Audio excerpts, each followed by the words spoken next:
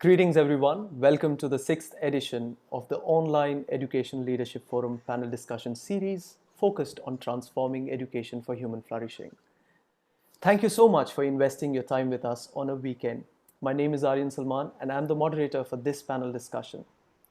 In the previous 5 editions of the OELF, we explored the various dimensions of education in the times of Corona and beyond. Today, we have a stellar panel that will discuss COVID-19's impact on 21st century skills and the future of education in our series entitled Education in the Times of Corona. Today, we will also be discussing the significance, the strategies and approaches that we must take in education to ensure we advance, leaving no one behind. The recordings of the previous 5 panel discussions and the live broadcast of this panel discussion are available both on our website and on our YouTube channel, so you can subscribe to our channel to never miss an update. Also, we'll be sharing relevant and related resources with you within 72 hours of this live broadcast. So check out the event page after 72 hours or follow us on our social media profiles to receive an update. As you know, we are now living in an increasingly challenging and uncertain time with enormous changes and disruptions to our lives and our professions. It is a moment for us to assume active global citizenship and support those in need. Having said that, I would like to take this moment to mark a minute of silence for those who have lost their lives to this pandemic, the grieving individuals and families, and in solidarity with the Black Lives Matter movement in the US and around the world.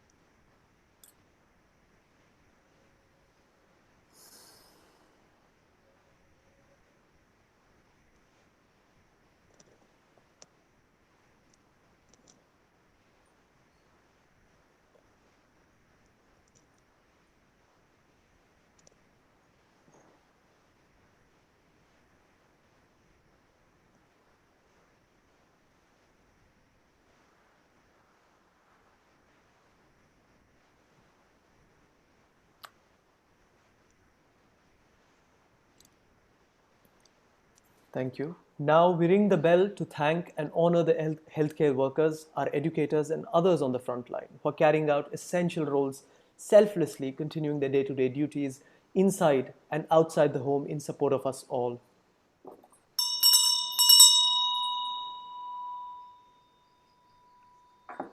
Thank you. The Online Education Leadership Forum was started with an objective to provide a platform to educational leaders to shape, empower, influence, and advance the discourse on, and be a springboard aiding action towards transforming education for human flourishing. The forced and unpredictable nature of school closures across the world due to COVID-19 crisis have left learners, educators, educational leaders, parents, and other professionals wondering what the future of education would look like and feel like. While we may not have a definitive and sure-shot answer to this, reflecting on the trends, innovations, and experiences around the world can guide us in making sound and empowering predictions and decisions. We do recognize that COVID-19 disruptions and their impact is particularly severe for the most vulnerable and marginalized learners and their families, exacerbating already existing disparities within the education system. One stark example of this is Devika Balakrishnan, a 14-year-old learner who committed suicide as she was depressed at being unable to join online classes that were telecast on TV. Her father was a daily wage earner, wasn't able to get the TV repaired, and they did not own a smartphone. This is the reality that highlights the severity of disparities that this crisis has been able to accentuate and perpetuate. UNESCO has been tracking the impacts of the pandemic on education, As of 5th of June of this year, UNESCO estimates that around 65% of 1.5 billion learners have been affected by school closures. At its peak in April, around 90% of learners had been impacted worldwide. For a while now, educators and school leaders around the world have been talking about the need to rethink how we educate our future generations. The choices and course of action we take in education will determine the kind of society we wish to live in. Educators and school leaders have a germane role in shaping a more inclusive, just, peaceful, secure, and sustainable society. It is in this context that we will explore the impact of COVID-19 on 21st century skills and what it means for the future or futures of education. How does this crisis impact the UN's Education 2030 agenda and framework for action? And going a step further, we will try attempting to delve and explore practical strategies to ensure that we have a secure future for Generation Z, Alpha, and beyond. Through the Education in the Times of Corona online series, the Global Citizenship Foundation and the Council for Global Citizenship Education are committed in supporting school leaders and educators by connecting experts, practitioners, and educational leaders from across the globe to discuss and share ideas, best practices, and perspectives to navigate and lead through this crisis. So, our goal today is whatever your role is in the education sector, that you will come away with something, a new idea, a fresh perspective, a new strategy that you can apply to be more successful at doing what you're doing best while shaping the future of education that we all wish to have. So here's the format to give you a quick idea of what to expect. First, I'll take a few minutes to briefly introduce our awesome panelists from the United States, the UK, and India. Then I'll kick off the conversation by opening the floor to the panelists. In the second half of our time today, we'll open up the floor to give you an opportunity to directly ask specific questions that you have to our panelists by either posting the questions or virtually raising your hand by pressing the reaction button on the bottom of your screen. Also, please feel free to share your thoughts and ideas in the chat section anytime during this discussion and create a learning and engaging experience for all. The idea is to navigate the present and upcoming opportunities, issues, and challenges together to be able to transform education for human flourishing. Sounds good? Great. Let's get started with the panel introductions. I take great pleasure in welcoming Dr. Tony Devine, International Vice President of Education at the Global Peace Foundation. He's also the president at Global Peace Foundation Ireland, where he oversees international peace programs. With over 3 decades of leadership experience in the nonprofit sector, he oversees the development of moral and innovative leadership, character and creativity, and entrepreneurship programs in Kenya, Philippines, Paraguay, and Uganda. Also, he is a contributor to the advisory group of OECD's Future of Education and Skills 2030 project. It is my great pleasure to welcome Dr. Manjula Raman, CEO Academics and Innovation at Royal Concorde International Schools in Bengaluru, India. Dr. Manjula was a 2018 nominee for Padma Shri Award and is a 2-time President Awardee for her contribution in the field of education. She is a resource person for leadership programs of CBSE, TERI, Oxford University Press, and the British Council. She is the founder chairperson of Anubhuti Foundation and Anubhuti Bal Bhavan, which leads the social entrepreneurship program for the underprivileged. It is my great pleasure to welcome Mr. David Hughes, Director of Draig Community Enterprises, a non-profit initiative focused on creative arts for community development. Mr. David is an international educator and an author of several books and papers on school development strategies, use of new technologies, PSHE, and citizenship education. He was a commissioner for the Birmingham Commission for a Child report titled "It Takes a City to Raise a Child." His recent book, his recent book, Future-Proof Your School and Re-Examining Success, concentrate on school improvement at the level of cultural redevelopment. He's also the curator of Learning Renaissance blog. I take great pleasure in welcoming Dr. Ashok Pandey, Chairperson of the Council for Global Citizenship Education and the Director of Alcon Group of Schools India. He's the author of Launch Inspiring Educational Leadership and the Pedagogical Life Essays on Educating India. And it is a great pleasure to welcome you all. I once again thank all the panelists, attendees, and viewers across the platform for advancing the discourse on transforming education for human flourishing. Now, I open the floor by requesting Dr. Tony Devine to make his initial remarks. Okay, so thank you very much, Aaryan, and it's a great honor and pleasure to be with you all here today.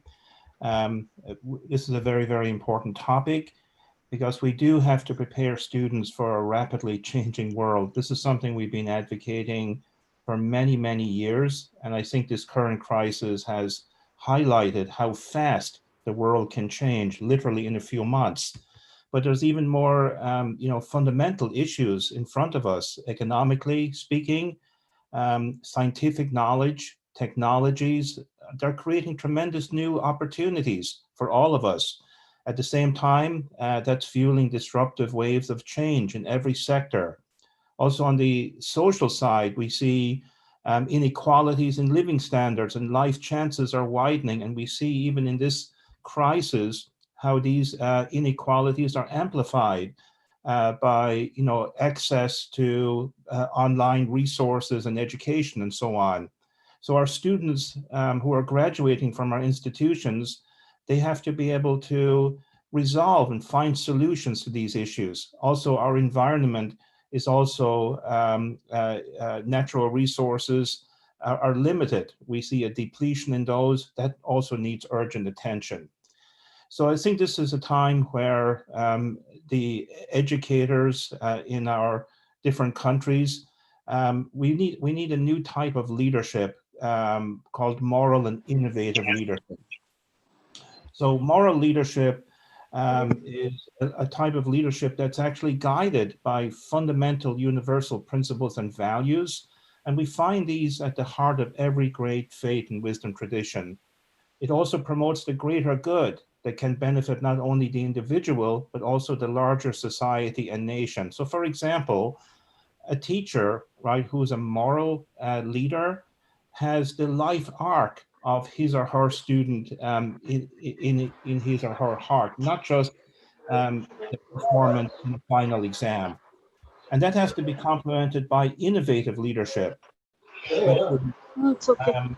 unleashing fresh, creative ideas, tapping into emerging technologies and solutions that propels humanity forward. And I'm a really big, strong advocate of welcoming bottom-up innovation in our educational institutions. We have great teachers in our schools, but oftentimes they feel very restricted by the current system. So we need to unleash the creativity of our teachers and also engage students in this process as well.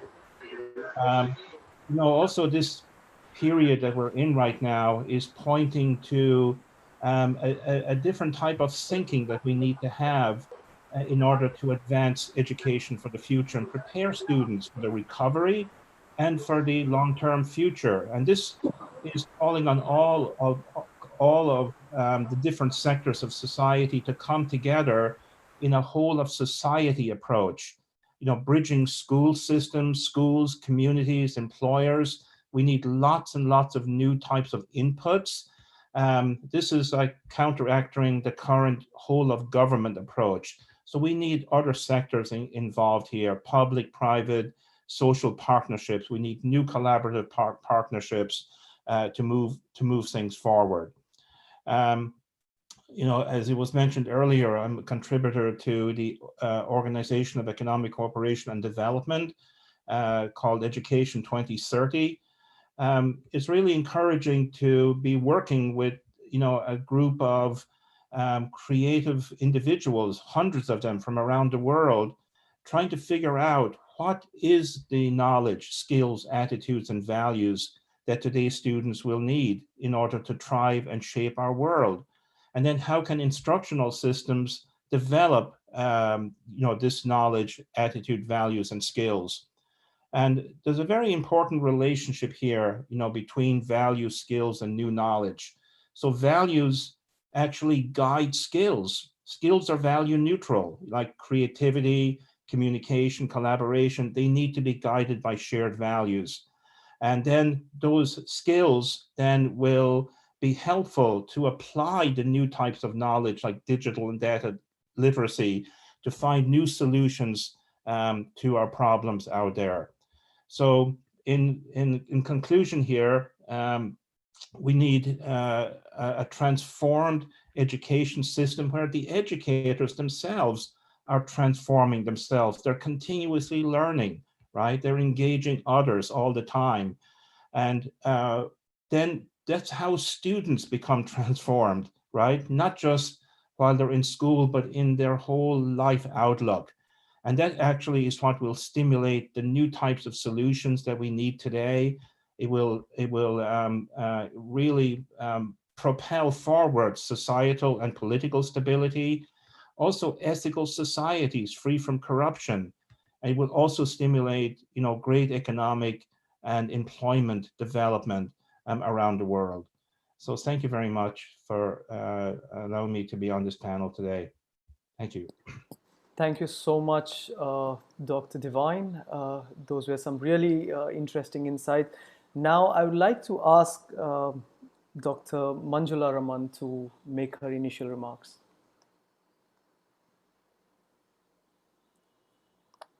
You're on mute.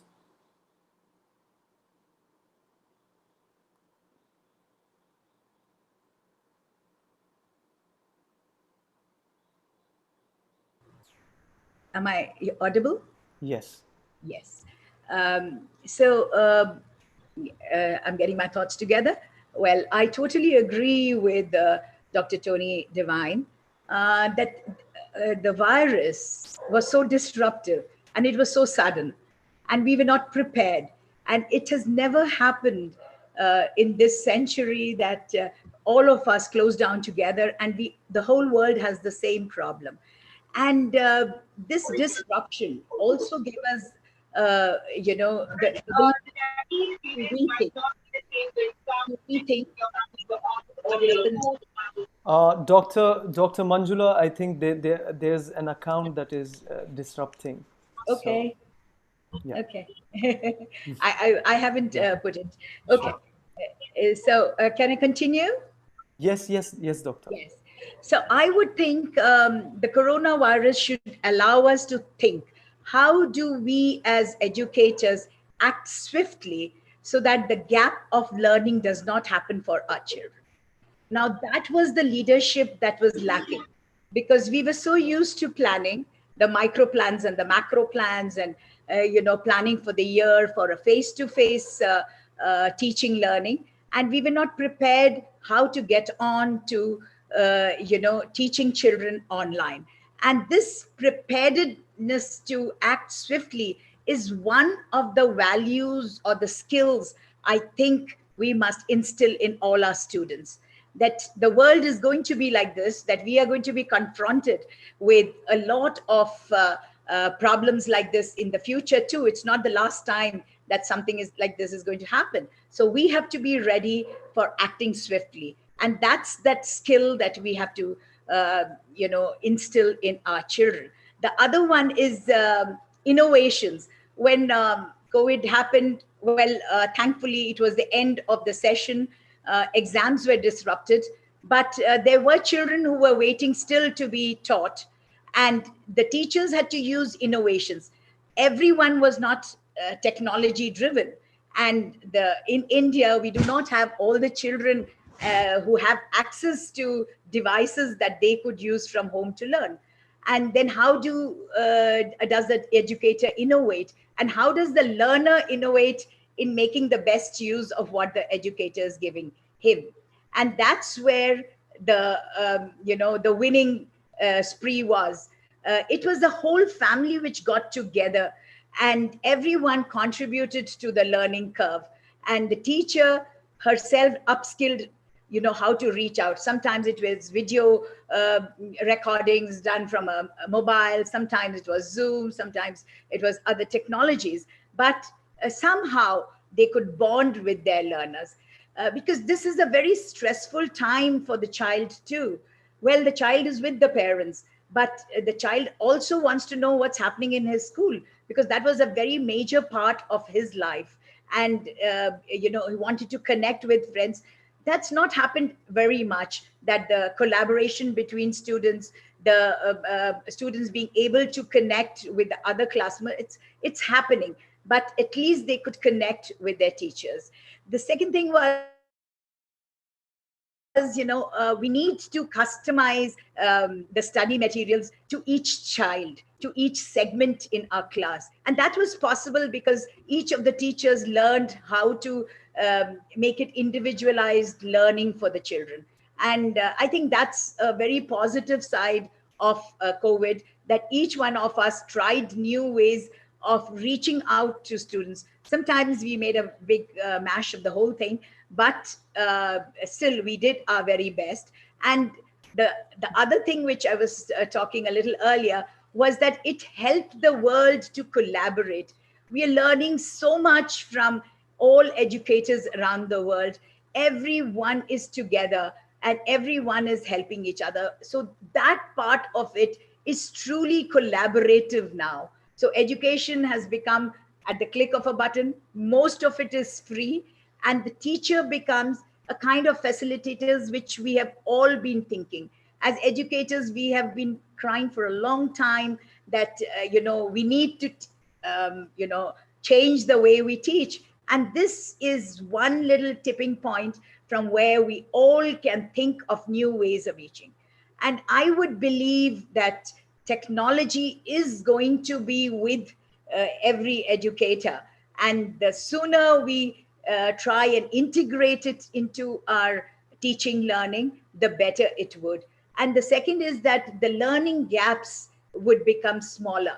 Because yes, I know that when it is from home, but once the COVID is over, there can be community learning where the best teachers come and they teach, and it could be in a community hall where the teaching takes place, and or in schools, because that is the way that every child gets access to world class education. The most important thing is that it taught everyone to be empathetic, to be sensitive, that all of us are part of a beautiful world, and each one of us has the same concern. And that's a very good thing. We've stopped being selfish. The other one is that we've just finished our ecology day. We all realized that we needed this little stop for getting the world healed, and as much as our souls healed too. And I think the children who have undergone this, as you say, Z alpha, they're going to be a little more sensitive people. I know this is what happened to Japanese, after the Hiroshima. Everyone was so reflective. They started thinking as the world as one and calming down and being empathetic. So, so much so, I'm trying to see the best things out of COVID. I mean, yes, we all went through great misery, and we lost a lot of people. And of course, as educators, we felt helpless for a time. But I would think these are the flip sides of COVID, where the children and the skills that children will have to learn is that how to adapt. I'm sure their parents are now reflecting on the education they got and how helpless they were to face this crisis. So if we get our students to understand, to be innovative, to be ready to face any kind of disruption, I think that would be a great help from every educator. And virtual classrooms are there. It's going to stay. So it could be used for remediation. It could be used for, children with disabilities or, challenges. It could be used for special classes. So I feel, all of us have to be ready to take on technology. And industry and education will have to come together now. We have to make our education skill based. It cannot be rote learning and theoretical. It has to be with a lot of apprenticeship. So the children will have to be closely be associated with the industry and what is the need of the nation. So I think these would be some of the 21st century skills, and communication, collaboration, networking. These would be what every educator needs to do. Thank you so much, Dr. Manjula Raman. I would yield the floor to Mr. David Hughes, but I have a question as to, see, we're all facing this crisis, and the skills that we have, the 21st century skills that we are talking of, they are all like, we need to be adapting them differently. So in that case, when Dr. Manjula Raman talks about learning gap will be lowered, so what is your take on this in this context? So thank you.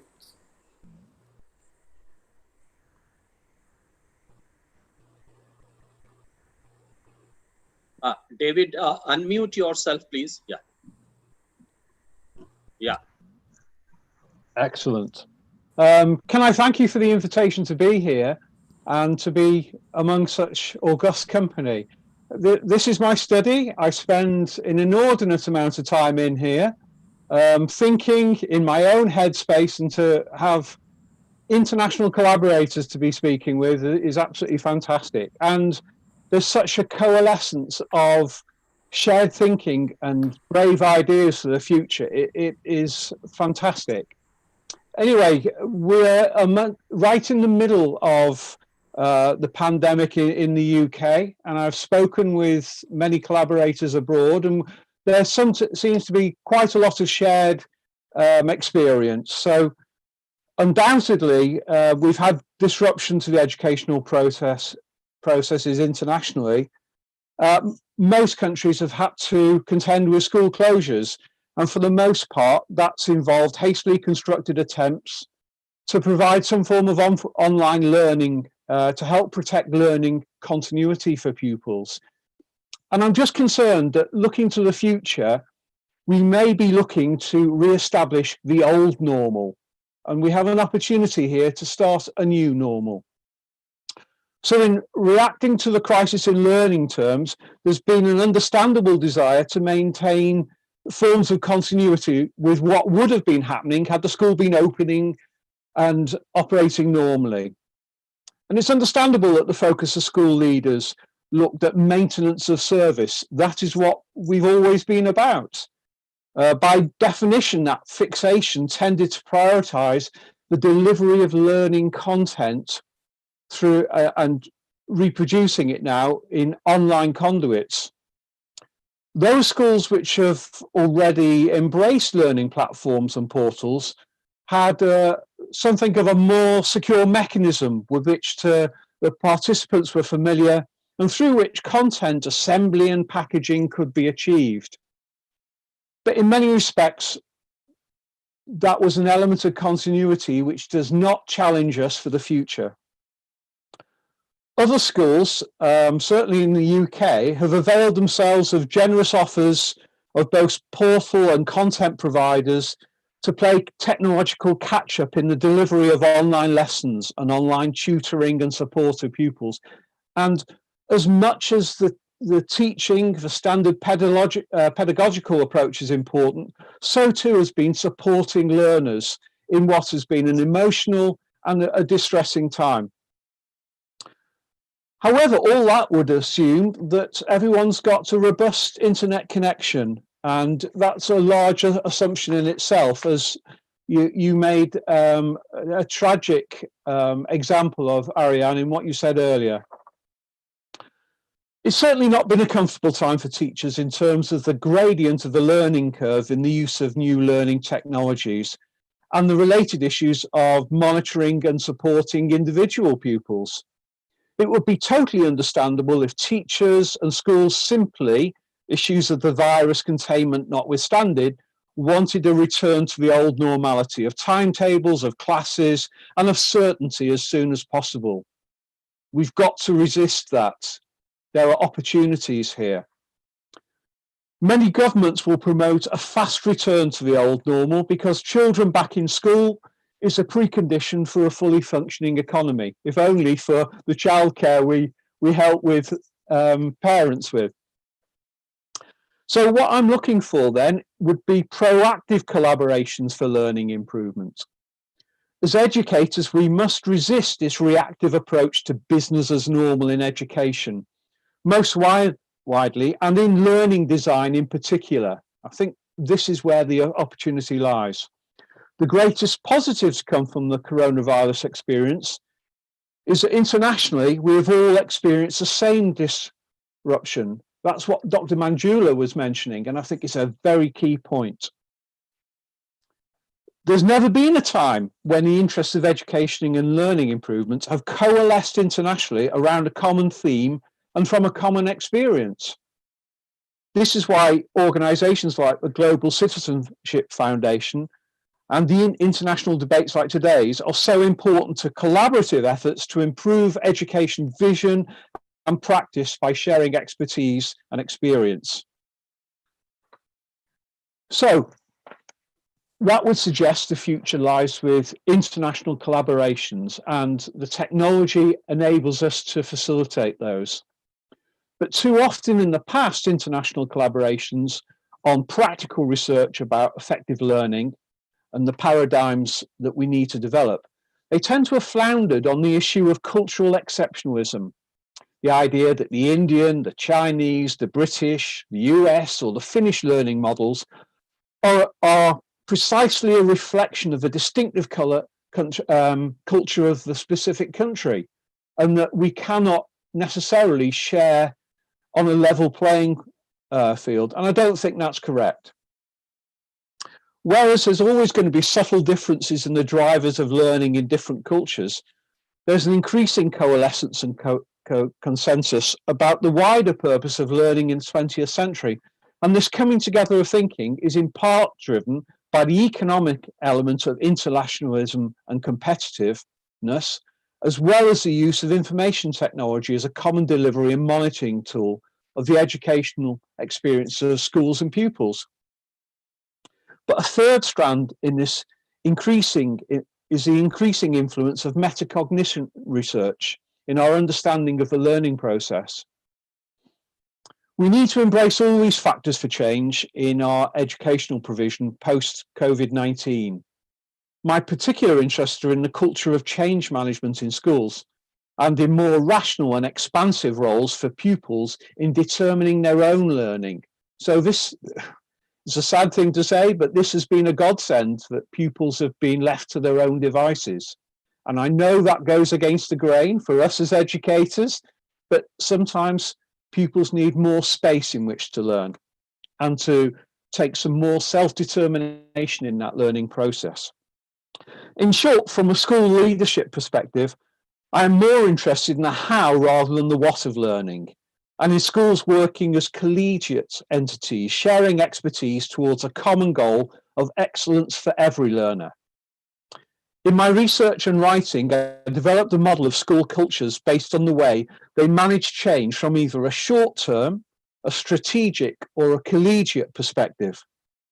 Aspects of the school's capacity to improve learning provision will play a decisive part in the range of response they display to the recovery from the COVID-19 crisis, and whether learners, both adults and pupils I include there, have an enriched learning experience within and beyond the school, because learning takes place outside the school as well.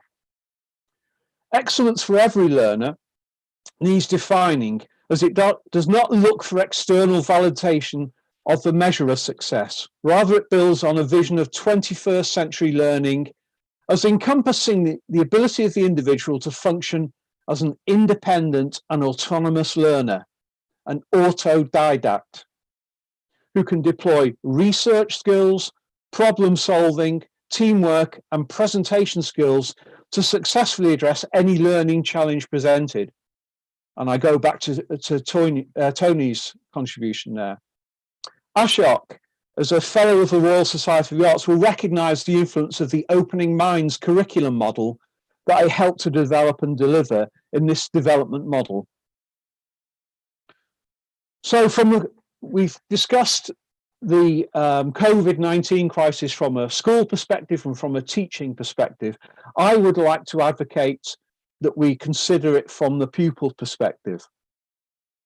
Without an international perspective and research sharing, much of the reaction to the COVID-19 pandemic will be considered almost exclusively from a reactive teacher perspective and a response to the crisis. What are the proactive perspective of the pupil? What have they been doing in this crisis when they have not been under our supervision? Whether or not they have had access to the internet, the COVID-19 period has fundamentally changed the relationship of the pupil to the learning process. For the first time since universal education became compulsory, the continuity of control and pedagogy exercised by teachers has been disrupted, and we cannot move away from that recognition. Pupils have, or have not, responded to the provision cobbled together by their schools with personal choices. They've been able to choose when and where to study without the constraint of the timetable, a classroom and a class to support or hinder them. They have moved at a pace which suited them. In short, they have experienced a degree of autonomy in their learning, which may be characterized as a form of personalized learning. We cannot afford to dissipate such experiences and learning pathways in the rush to the old normal. We need, as international educators, to construct a new normal, a higher standard of inspiration and aspiration for all our pupils. In significant aspects, learning in the COVID-19 crisis has similar elements to Sugata Mitra's hole-in-the-wall experiment in 1999, in exploring how capable young people are at learning independently and acting as autodidacts. We need to embrace such inspired new learning paradigms in the future. Thank you. Sorry, I overrun slightly. Thank you. Dr. Pandey, your take on the topic. Yeah, thank you, Aaryan. My predecessor panelists have already set the agenda so beautifully that I cannot begin without summarizing from what they have said.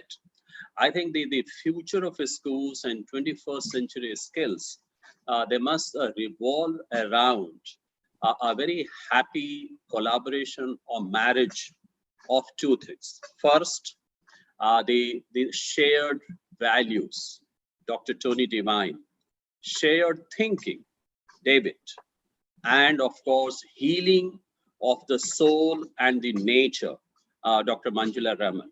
So these three become the higher values of life, and they have to merge with the skills, which Tony said again. And I think we have to talk about what are those skills which will combine with these higher values to bring a very secure future for our children, for our schools, and for the community. And I think those things have also been mentioned. 2 or 3 I will mention here. You know, the children, I think during these times we have seen that a complete overhauling of the psychological, emotional, intrinsic state of the children, which we may use the word mental well-being, but it is a deep psychological intrinsic values that we have to take care of. And from there, what will sprout is a very sound intellectual strength of those children. So as educators, we have to take care of that. The number 2 thing is that we have to, demonstrate to the children that they have to respond very intensely and intentionally to the experiences as they occur in their life. And it is that which will bring them in close contact with the critical thinking, you see, because it is those experiences which will bring back in the form of a memory when they have to take decisions, they have to work in teams, they have to go around the world. That is very, very important. And the third thing, in my opinion, which is very important, is that we have to encourage our children to develop an argumentative spirit of inquiry. That is sadly missing in our education system. Questioning is not considered to be good, and I lament it. So we have to promote it. And of course, we have to tell them how to discriminate, how to be mindful of that. We have to tell them how to be calm in our discrimination, and how to calmly negotiate these situations. Because what our children are going to face, we cannot say it with certainty, but one thing is sure, that their technical qualifications, their credentials and micro credentials will be there to support them. But what will provide actual cushioning and resilience to them is that how they are able to negotiate the problems that they are going to face in an uncertain future. So that is something very, very important in my opinion. And therefore, I come back to my last 2 points. One is, of course, if we want our children to develop these things, I think our teachers and leadership also need to develop those qualities. And therefore, I have always held this belief, and Tony and I and all the panelists are on the same page, that unless teachers develop that very compassionate understanding of the needs of the children, we will not be able to cater to those needs. So we have to develop that compassion and that understanding of their needs, and that has been amplified so much in the past 2 months as we see. And the third is the very, very important role of leadership, which Tony alluded to, that moral leadership, ethical leadership. And moral and ethical leadership is, he has already explained it, but I can only add a bit to that, that if we take the full responsibility of the people under us, which includes both teachers and students, and invest in them everything which is at our command, and extracting all the resources that are available to us, I think we will be securing the future for all of us. Thank you, Aaryan. Thank you so much. Now we have this round where our panelists would ask one question to the other panelists. So who would like to go first? So I'm already warmed up, so I can start it, because sure. I have just finished, and I will address my question to my friend Dr. Tony Devine. Tony, you see, I have seen you work for past many years, you see, and I have always experienced that the priority for education has somehow skewed in favor of cognitive development, and preparing children for work, for life, for being materially very advanced and prosperous. But you come across as bringing some kind of sobriety in it and moderation in it, by integrating character education, ethical education. So what has been your experience so far? Yeah, this area of developing character, values is actually becoming more and more important. We talk a lot about technology, right? How important technologies are, and we absolutely need to embrace technology more than ever before.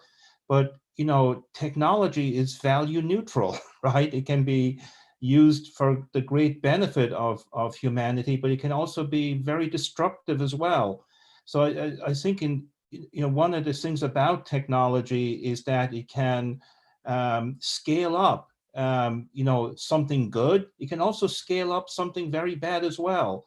So I think more than ever before, we need to be inculcating good character, cultivating students to understand how important shared values are, that we're all important. We need to be able to work together. There's something fundamental about human beings, right, that comes from beyond ourselves. And I think this is a great opportunity to connect with each other. And it is people of character, people of good, who have a good grounding in shared values and universal principles. These are the things that have endured. We often hear today about the different normals, right? The old normal, the new normal. We have to be a little bit careful here, because we can be in danger of throwing out the baby with the bathwater, right? So, something about the old normal is family, right? So during this crisis, you know, the family is the most important institution in our society, more than a school, more than a workplace or whatever. And it's very interesting how all the governments of the world told people to go home to their family, right? So this has been a great opportunity for parents, children, extended family to actually support each other, right? And that's where the fundamental values really emanate from. So this is very, Absolutely. Thank you very much, Dr. Tony. Thank Yeah. you. The next question, who would like to ask? Well, can I ask Dr. David, please? Sure. Yeah. Yes. We are all talking about an international, global connect. Now, how do you think, we can skill our students to navigate across boundaries and leverage this collaboration? And I would think it would be the family, it would be the teacher and the students. Yes, Dr. Manjula, thank you for that question. An easy one.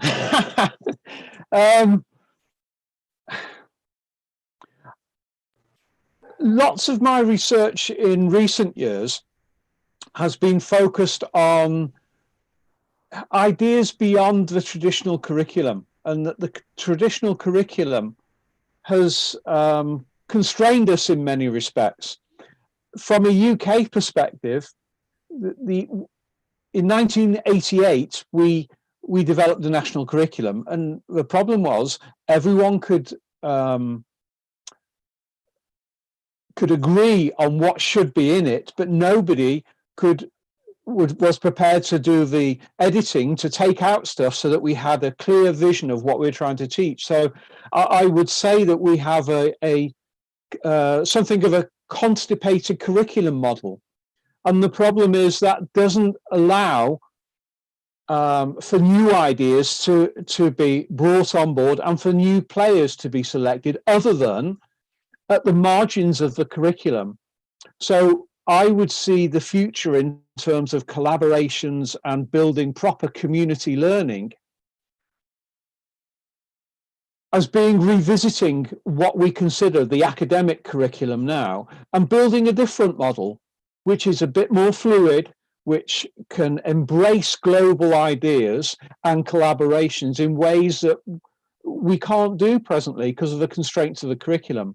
And for me, that means that instead of the pace of learning being determined by the teacher through a pedagogical model, we need to look much more at child-centered learning and children being regarded more as independent learners with autonomy.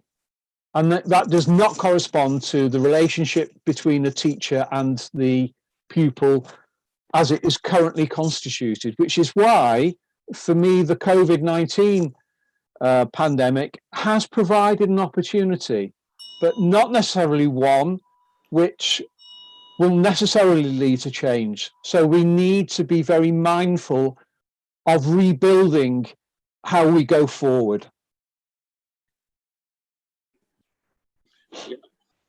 Thank you so Aaryan, much. I have a question for Dr. Manjula. Yes. Sir, you exhausted your chances. Okay, sorry. No, but you can go on, sir. You can go on. You see, one person will have to ask two questions, because Dr.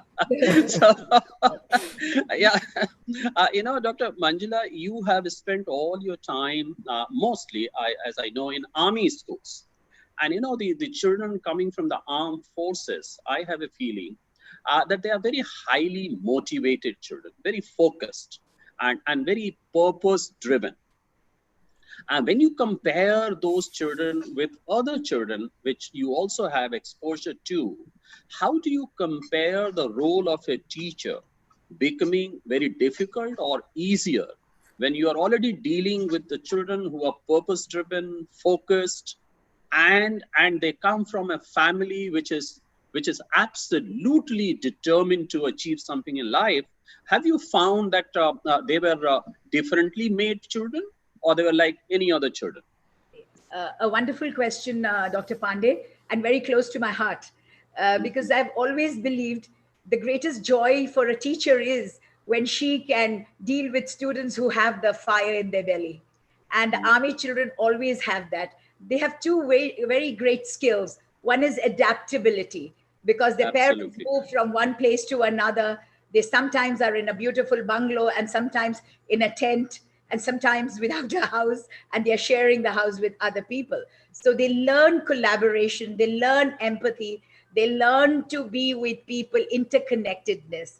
So it is much easier for the teacher to deal with such students who are already motivated. But the teacher needs to be a very empathetic teacher, because the students will also come with difficulties. They could be the first generation learners and they would not have much help at home, especially from their fathers who would be in the front fighting. And the disruption in their education as they move from place to place.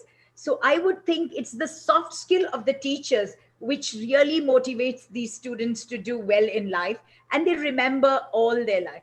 And I have the best experience of heading schools in remote Jammu and Kashmir rather than Bangalore, because Bangalore, the children were much more comfortable. They were, safe. But in Jammu, we had Absolutely. the terrorist attacks every day. So it was a different kind of a normal for those children. And it's a joy to teach such children. On the flip side, since now I am with a school where the children come from a background which is, I would say elitist, I find the focus is still there, but the focus is of a different kind. So focus is of doing well in life, to do things which ordinarily not done by other children. And that itself is also a big challenge for the educators, the leaders, and the teachers, because the parents are educated and they ask a whole lot of very uncomfortable questions. So, Thank you. Thank you. You brought out very fresh perspective to the whole thing. Yeah, Aaryan, over to you. Yes, thank you so much, Dr. Pandey. So we have Dr. Tony and Mr. David Hughes. Questions that we have from... All right, I have a question for Ashok. So Ashok, I was very impressed to be at your school for an entire week last year in New Delhi. I don't think I've ever been in one school for more than 3 days or 2 days when I travel. But I'd like you to comment on about the learners. Like, who are the learners today in the 21st century? We often associate the learners with the students. But don't you think it's really important that the teachers, the school principals, the ministries of education should be continually learning? I'd love to hear your experience on that area. Everyone has to be continuously learning, and not just that, but also exemplifying and modeling those good values, right across the board. It's not just the students, but just everybody involved in the education area. Yeah, absolutely, Tony. I think you have touched the heart of the matter, I must tell you. In fact, if you ask me, we come from a cultural background, and there is a scriptural, prescription which we recite with the students, that teachers and students both are co-learners in their journey. And the scriptural advice says that both of them should learn together. Both of them should reap the benefits of learning together. Both of them should grow, shine, brighten, and get enlightened together. And let there be no animosity between the two. That is the grand philosophy. And nobody could be a better teacher than he or himself being a good learner. So I absolutely agree with you. And just to supplement this point, let me tell you, the past 2 months, the teachers and the students have really learned together. And in fact, most of the time, learners have taught a lot of skills to the teachers. And teachers, if they did not believe in this philosophy, I think at least for the next 10 years, they are going to believe for sure, in my opinion, that how important it is for the teachers and learners to grow together. You know, the learning, if you are with the children, you are learning all the time.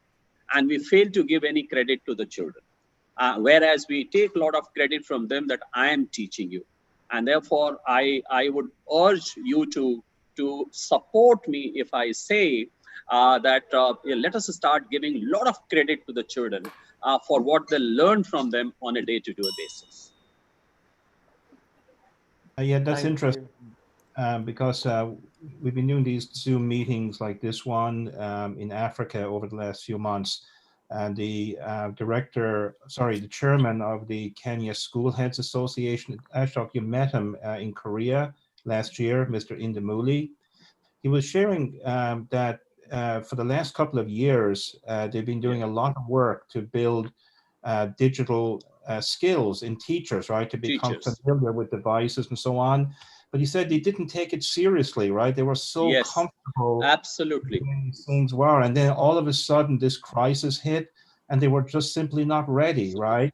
So I think I think what this crisis is pointing out in terms of the recovery, we really need to accelerate, you know, that everyone is learning and really get ready very, very fast for this recovery and for the future as well.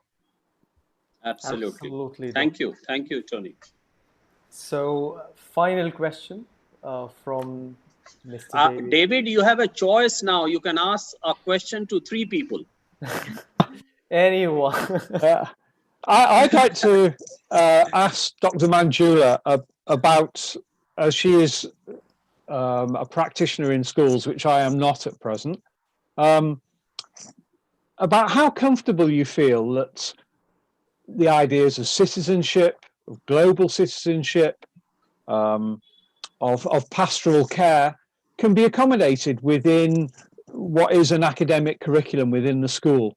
And I was very interested to hear the range of students that you are involved with. That mirrors my experience as well. I've spent quite a bit of time in the inner city, but I've also taught in rural schools as well.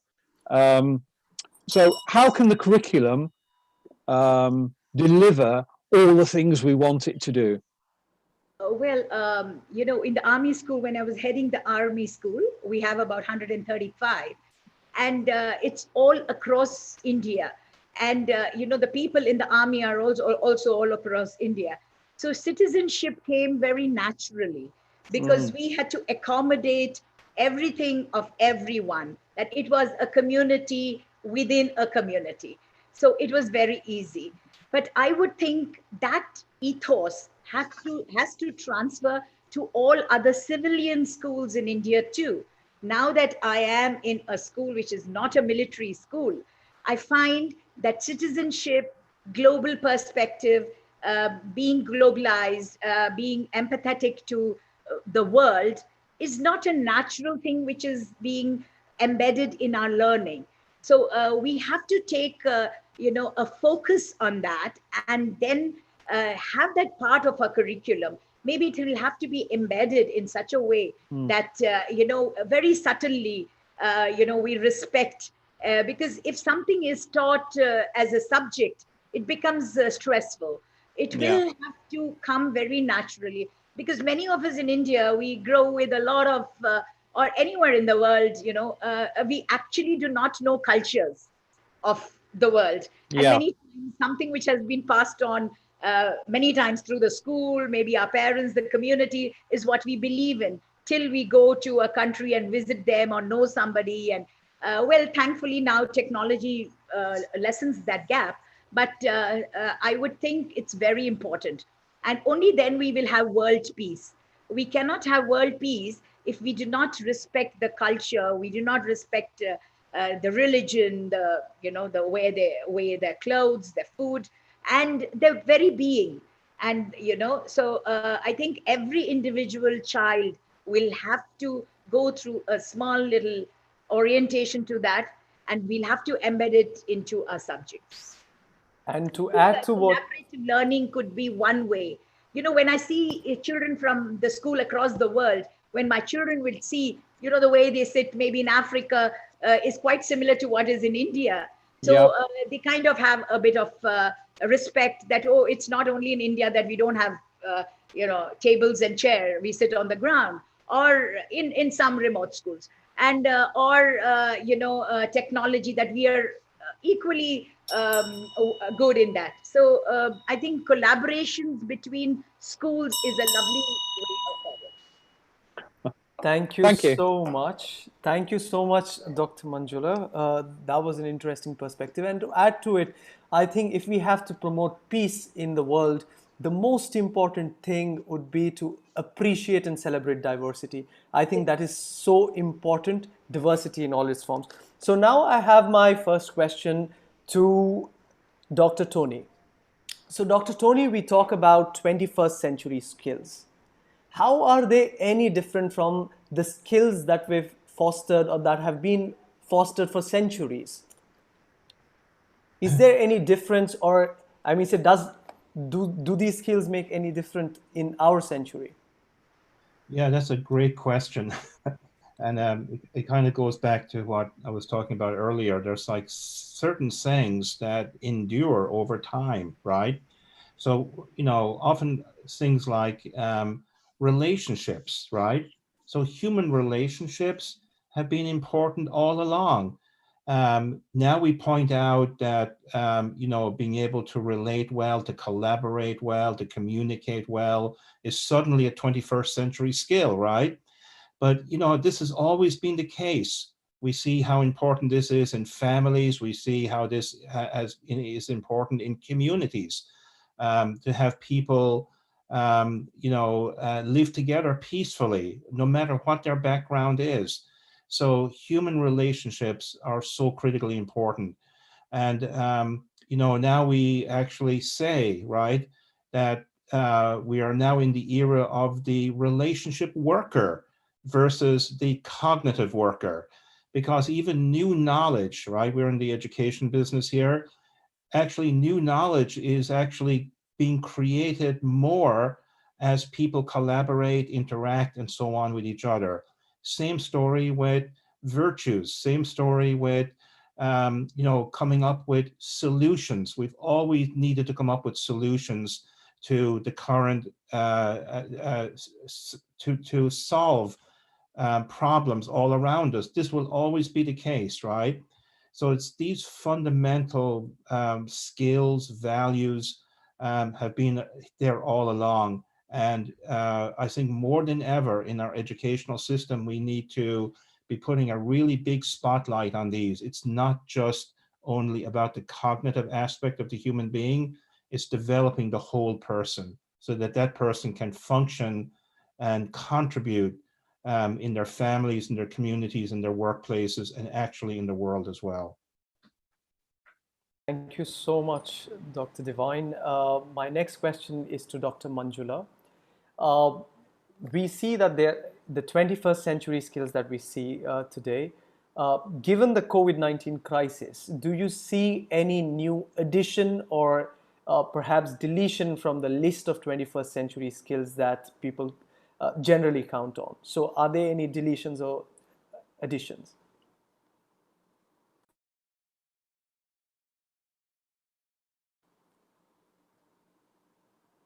Hello?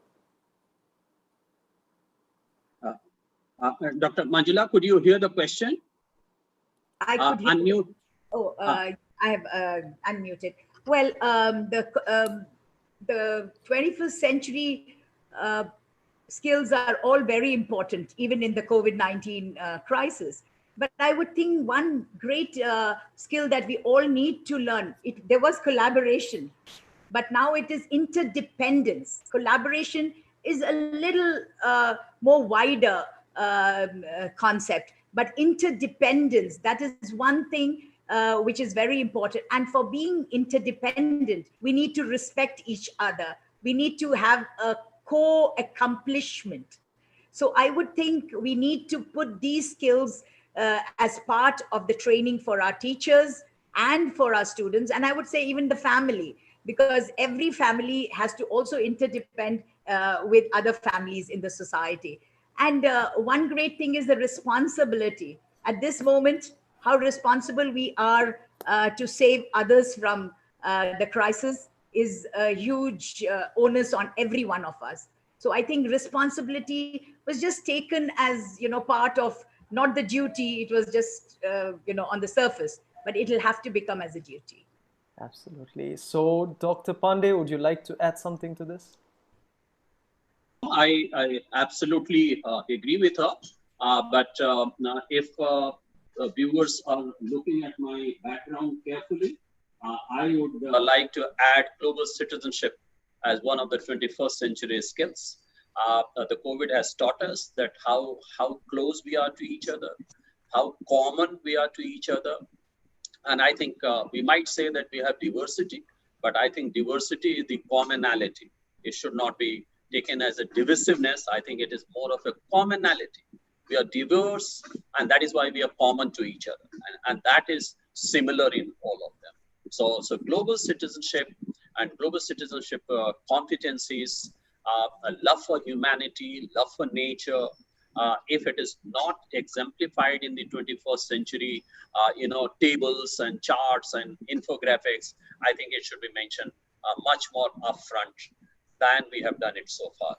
That's wonderfully put, Dr. Pandey. I mean, global citizenship is one really important skill, and perhaps the attributes of global citizenship should be developed amongst kids.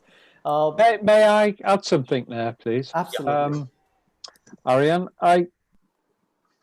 in considering the future skills that we require, I'm increasingly coming to the conclusion that the curriculum which we have now and which we pursue as if it's a holy grail, this content-led curriculum, at some point we might have to say it's an artificial concept.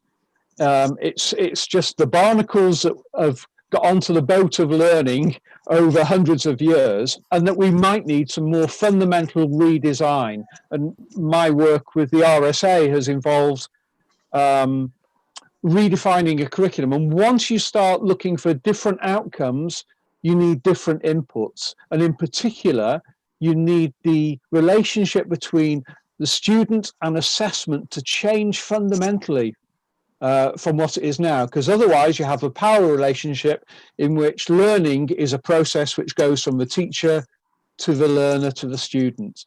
And I think we've all outlined views where there's a much more symbiotic relationship between the teacher, the student, and learning. And one more thing I would say, it's been really heartening to hear in the UK a couple of things that have happened because of COVID-19. Traditionally, parents feel that they don't have the skills to cope with the learning of their child, particularly as they move into secondary schools and it's seen as more specialized.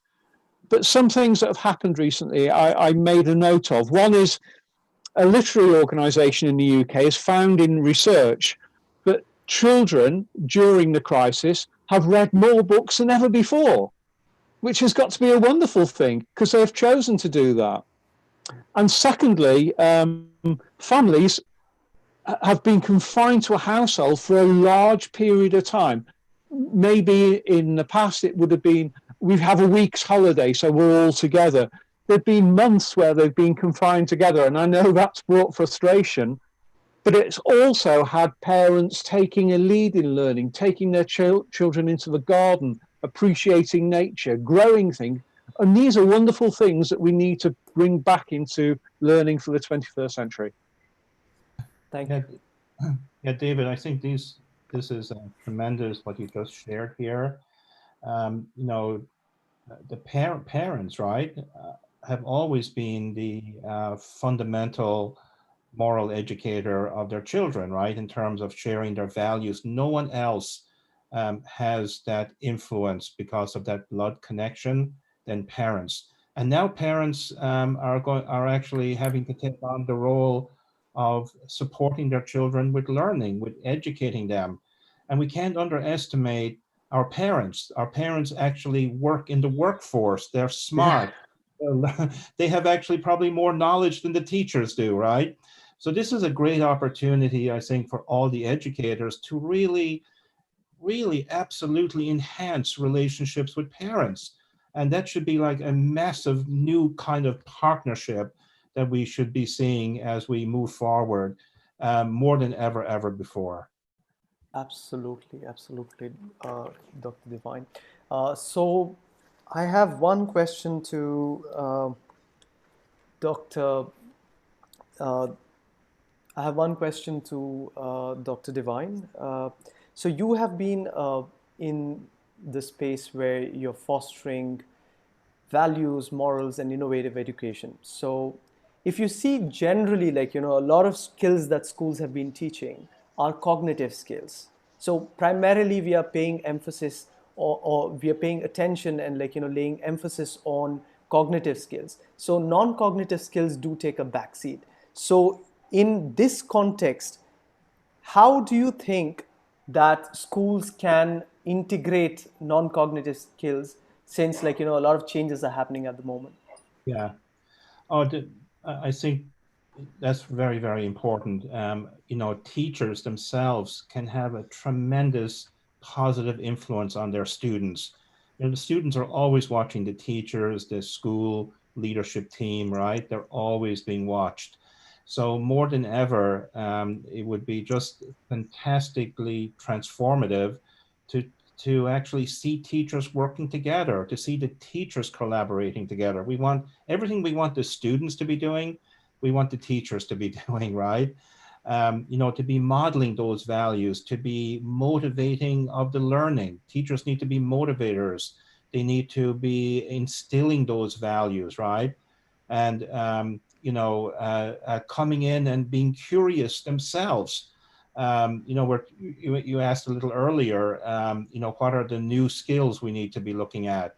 Well, digital and data literacy, emerging technologies, even basic stuff. How do you manage a Zoom call, right?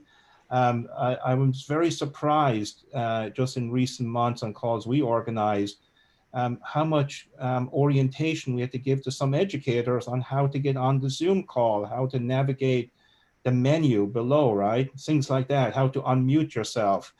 So, this idea of continually learning and being curious, right, is very important. Yeah, now, Aaryan, I would just add what Tony is saying is that, the new norm, though Tony is not very fond of using the word new norm, but you see the agency of the students and the agency of the teachers, they have to come together. You see, it has always been, we say it is learner-centered education, but it has largely been teacher-driven. So I think we have to foster that student agency.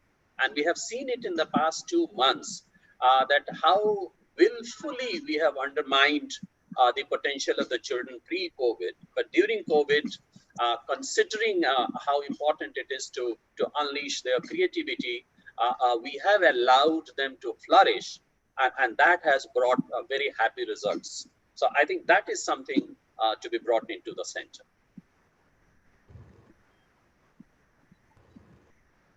I think as well, Dr. Manjula touched on the very same idea, with this idea of agency. And it is critical to making sure that we do not go back to the old normal, which hasn't always given every child the opportunity to find their voice. Absolutely. So, Dr. Pandey, I have a question to you. So basically, you have a formal question also. Okay, perhaps. Go ahead. So basically, So one of the things is you have been at the forefront of advocating for educational leadership. So you came up with this book, Launch Inspiring Leadership. So if you have to give 3 important advices to educators or school leaders, what would that be? And 3 competencies that you think that school leaders should have at this point in time. Oh, that's too much. I think my distinguished panelists would also add to that. But let me tell you, my concept of leadership is give. So it has to be a giving leadership, what my friend Tony says as moral leadership, right? The second thing is invest in your people. Without investing, you have no moral right to expect any outcome out of them, right? That is the second thing. Third is build a trustworthy relationship. And for that, do not demand trust all the time. Give your trust, right? And the third thing is, of course, you have to be a hands-on leader. You are somebody who does the errand for your team. You run around, bring resources to them, bring new knowledge to them, share with them, invest them, sponsor them, give them opportunity, and you heard Tony say, unleash their creativity and potential. I think that is the job of the leader. Thank you so much, Dr. Pandey. My final question is to Mr. David Hughes. So you have written the book Future-Proofing Schools, and in that, perhaps you wrote it almost 2 years back, as far as I remember. So if you see the kind of ideas that you thought would emerge in the future, so what are these ideas, and do you see these ideas change or because of COVID? So do you see that, the predictions that you made back almost 2 years back, have they changed based on the current situation? So in short, the things that I focused on in the book about future-proofing your school were about reflection, and Ashok's just spoken about as a role of leadership, this ability to reflect on what's happening. The second area was more collegiality. And I say that because I've taught in many schools, and I've had experiences of visiting and working as a consultant in others. And I've never yet met a school which didn't have the internal resource to improve itself sustainably. The issue has been that the leadership structure and the hierarchy has not supported such things.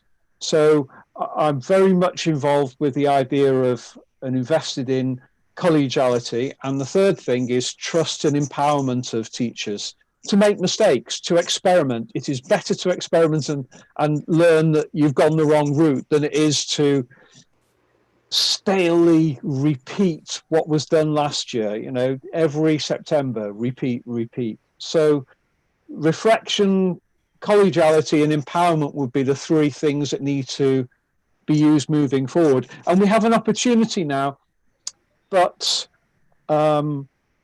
it is not a given that people will take that opportunity to fundamentally readdress what they're doing. And I fear that many will go back to what they were familiar with because it's comfortable. And the COVID-19 experience for all of us has been a very, very uncomfortable experience. So you're looking for an island of calm now. And I'm just hoping that won't be more of the same. Thank you so much to all my panelists. Now we enter the question and answer stage of our panel discussion. So we'll take a few questions from the audience. So if anybody has any question, you can raise your hand using the virtual reaction button there. And in the meantime, we have one question by Theodorus. How to carry out good learning in the midst of pandemic or COVID-19? So this question, any one of you can take this. Okay, so I'll give it a stab here. I think one of the things all the panelists here talked about a very important observance during the last few months. That is the enhanced collaboration among educators right across the world during this time. It's just been phenomenal. Even though we're not able to travel, but using this technology like Zoom and these online platforms, we've been able to connect, see each other, and so on and so forth. And a lot of different organizations have actually pulled together, accumulated a whole plethora of amazing online resources that teachers, school leaders, parents, teachers, and can avail of. So I'll give you two examples. So one is 100 Ed. They've pulled together and vetted a whole range of amazing resources that are free, that can be accessed online. And Aaryan, I'll give you these links later. I'll put them in the chat in a minute. Also, the Chan Zuckerberg Initiative have also accumulated globally. Again, an amazing array of resources, for teachers, parents, and students that they can avail of. So they're just two to point to, and there's actually many more that have accumulated and vetted really good resources. All right, thank you so much, Dr. Tony. One more thing that I need to add, this is from the previous panel discussion that we had. We had Professor Paul Donas, who spoke about learning. Academic learning cannot happen effectively under an atmosphere of fear. So one of the things that educators and school leaders need to do is make the children comfortable, foster social emotional learning, and go ahead with that. So Dr. Pandey, would you like to take the question by Mr. Balagandhekar? Yeah, so Yeah. what's the question?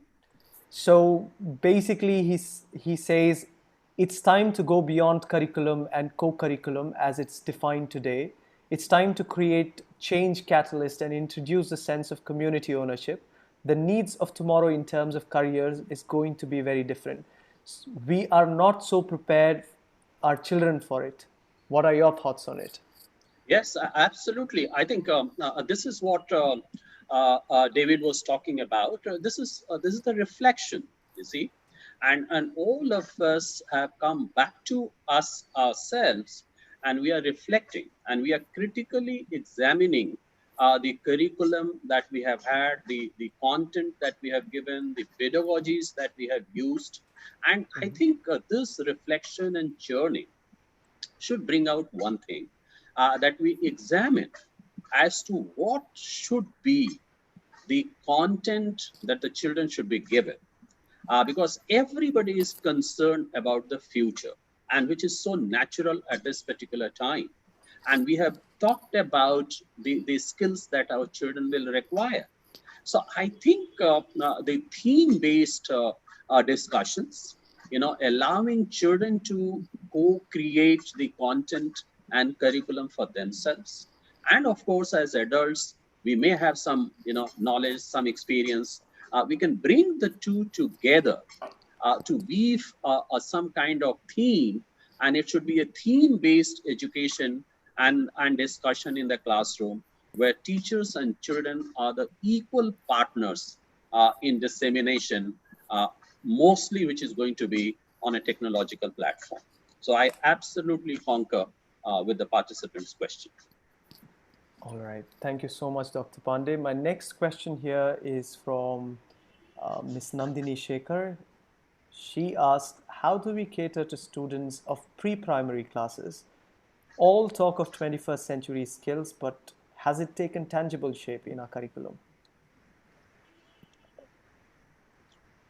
Dr. Manjula, would you like to take this question? I couldn't hear the question properly, please. Yeah, I think she is concerned about the pre-primary children, how to integrate 21st century skills in pre-primary early child care education. So basically, I'll repeat the question for you. How do we cater to students of pre-primary classes?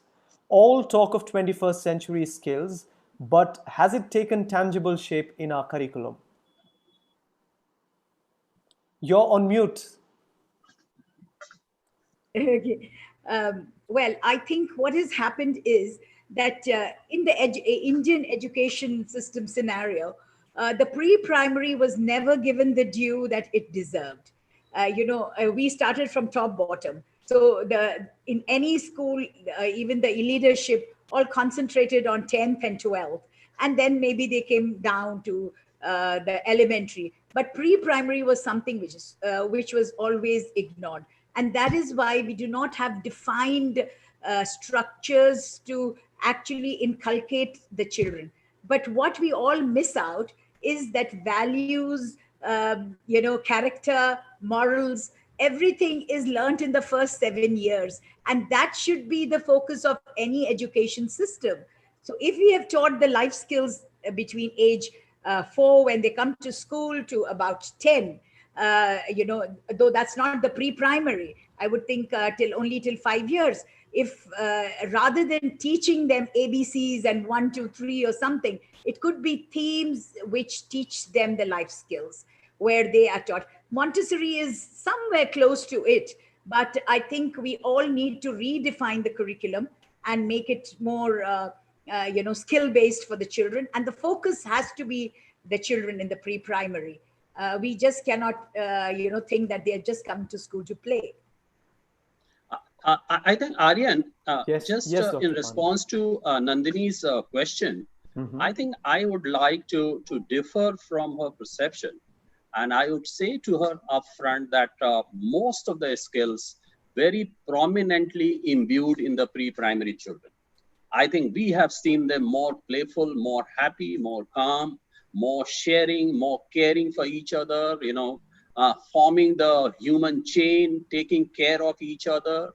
You see them performing on the stage. Every child knows the lines of every other child by heart. I think these are fantastic qualities. And the unfortunate thing is that these qualities somehow start diminishing as they go to the age of 17 and 18. So Madam Nandini, you should be happy. So now we move towards the final bit of this panel discussion. And as you know, I have a question for you. What's your counterintuitive, half-crazy prediction about the next 5 years in education? So I would like each one of you to take a couple of minutes. Can I start off? Okay. Of course. Yeah, Dr. Manjula, you can start. I would think it would get better because I'm a great optimist. And I thought this disruption has allowed us all to reflect.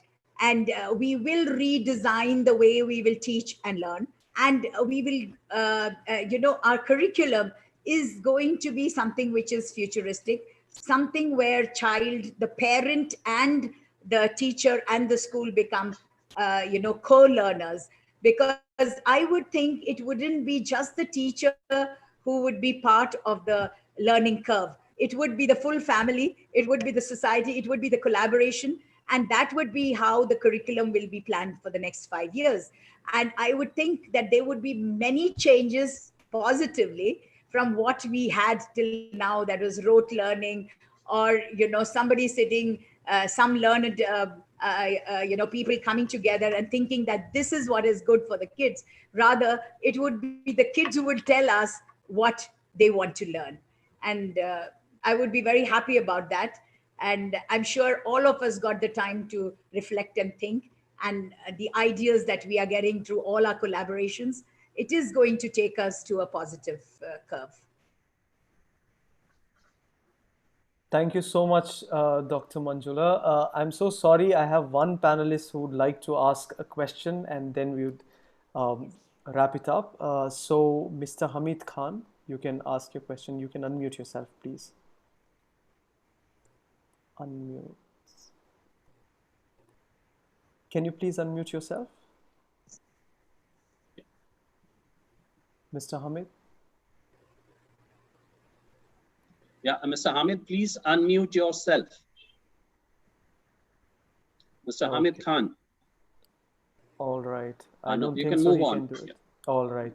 So anyway, thank you so much, Dr. Manjula. So next, who'd like to go ahead with the answer? What's your counterintuitive, half-crazy prediction for the next 5 years in education?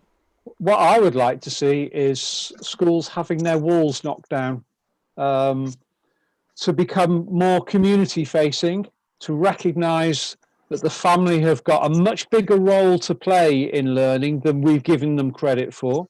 And particularly my expertise has tended to be in the secondary school, where there has been, because of the specializations of the curriculum, parents tend to have been kept at arm's length. This is a specialist, and you hear awful things that teachers say. I've heard mathematics teachers say, "Oh, I'm a mathematician." No, you aren't. You're a teacher of mathematics. And the other thing I would like to see when we're knocking down the walls, the external walls of the school, so that we can have proper community collaboration, and the school becomes a resource for the whole community to learn and for economic regeneration. I'd like to knock out the walls between classrooms so that teachers will work reflectively with each other and will focus on the learning. Too often in secondary schools, your subject knowledge trumps your commitment to learning more generally. And that is so corrosive of moving learning forward in a school. So down with the walls. Yeah, I would like to see, and I think this will happen, is a greater collaboration between teachers themselves, between schools, among students, between teachers and students, but also in the community as well, and in the larger society, to give new inputs to the world of education. So I'm looking at and imagining a whole of society approach to transforming education over the next 5 years. I think this current crisis has pointed to that, right? That the traditional approach is not going to cut it anymore because the world is changing too fast. And the way we can catch up is working together and welcoming this kind of innovation at all levels, from teachers, from students themselves, from the parents, the communities, from businesses and corporations, from NGOs as well. I think everyone can make an important contribution during these next 5 years. Yeah, so my half crazy idea, as you say, Aaryan, is that we are moving into a hybrid system, blending. So it is not only a blending of in-person and online education, but it is a blending of 4 or 5 things. Some of the panelists have already alluded to that. The first is blending between school and parents is going to be much more than what it has been so far. The second blending is between the student agency and parent and teachers agency. The third is between cognitive skills and socio-emotional skills. And the fourth blending, in my opinion, is the blending of the higher values as an umbrella and as a future-proofing device, and inculcation of the 21st century skills, as we call it. I think these combined, dividends of blending is going to be the course of action, in my opinion. Absolutely, absolutely, Dr. Pandey. So finally, we have come to an end of this panel discussion. So I understand that we still have a lot of questions that we have not been able to either cover or answer them sufficiently through the panel discussion. So we look forward to hearing your thoughts as attendees, as participants, your ideas and suggestions on the topic COVID-19's impact on 21st century skills and the futures of education. Please send us an email or tag us in your posts on social media, and we'd be delighted to know more from you. Also, do suggest what would you like us to feature in our next panel discussions? What topics would you like? And on behalf of the Global Citizenship Foundation, the Council for Global Citizenship Education, and all our attendees, I extend my deepest gratitude to our panelists for taking out their time from their busy schedules and enriching this discourse through their amazing ideas, insights, and experiences. Also, I'd like to thank you for being a part of the OELF family and for everything you've been doing to advance this discourse on transforming education for human flourishing. The next panel discussion is on 16th of June, and we will be exploring the question, are we ready to reimagine assessments? See you soon. Until then, take care, stay safe, and spread love and compassion. Our world needs it more than ever before now. Thank you. And thank you so much. Namaste. Thank you, David. Thank you very much. Thank you, Tony, Dr. Manjula. It has been wonderful seeing all three of you on the screen, and it has brought us together once again. If at all distances were distancing us before, I think the screen closeness has brought us together once again. Thank you very much. Thank you. Thank you. Thanks a lot. It's such Thank a pleasure to have all of you. Thank you, Aaryan. Thank you, sir. Thank you, Kogam.